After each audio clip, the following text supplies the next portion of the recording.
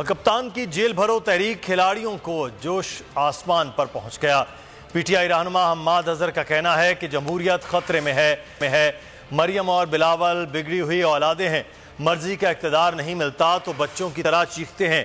कारकुन गिरफ्तारियां दे रहे हैं। पीटीआई से मोहब्बत करने वाले खत्म नहीं होंगे। आने वाले दिनों में बड़ी तब्दीली आने वाली है।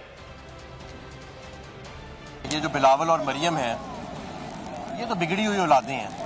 जब इनको इनकी मर्जी का खाना नहीं मिलता, इनकी मर्जी की गज़ा नहीं मिलती, इनकी मर्जी का इख्तिदार नहीं मिलता, तो ये बच्चों की तरह चीखना चिल्लाना शुरू कर देते हैं। इस वक्त हमारी जमहूरियत खतरे में है। खैर, जमहूरियत मैं तो समझता हूँ, मेरे राय अगर ली जाए तो पिछले 10 माह से मुल्क में जमहूरियत नहीं है।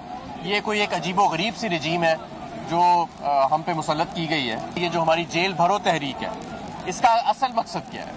इसका असल मकसद ये है कि हमारी जमात जो आइन और कानून में यकीन रखती है, बड़ा इज्तिमा जो है वो गैदर्ड है गिरफ्तारियां देने के लिए, और लाहौर की जेलें ख़त्म हो जाएंगी, लाहौर के थाने ख़त्म हो जाएंगे, लेकिन पाकिस्तान तहरीक इंसाफ के कारकुन, पाकिस्तान से मोहब्बत करने वाले लोग ये ख़त्म नहीं होंगे।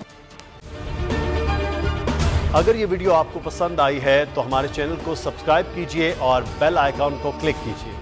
इम्पोर्टेड हुकूमत और उनकी हवारियों की अदलिया के खिलाफ हर्जा सराई, मरियम नवाज की अदलिया और फाजिल जज साहिबान पर शदीद तनकीद। इस घिनौनी साजिश को बेनकाब करने पर बोल को एक दफा फिर नशरियात की बंदिश का सामना करना पड़ रहा है। बोल अदलिया की इज्जत के लिए खड़ा है और खड़ा रहेगा। सब्सक्राइब करें और बेल दबाएं ताकि कोई खबर रह न जाए।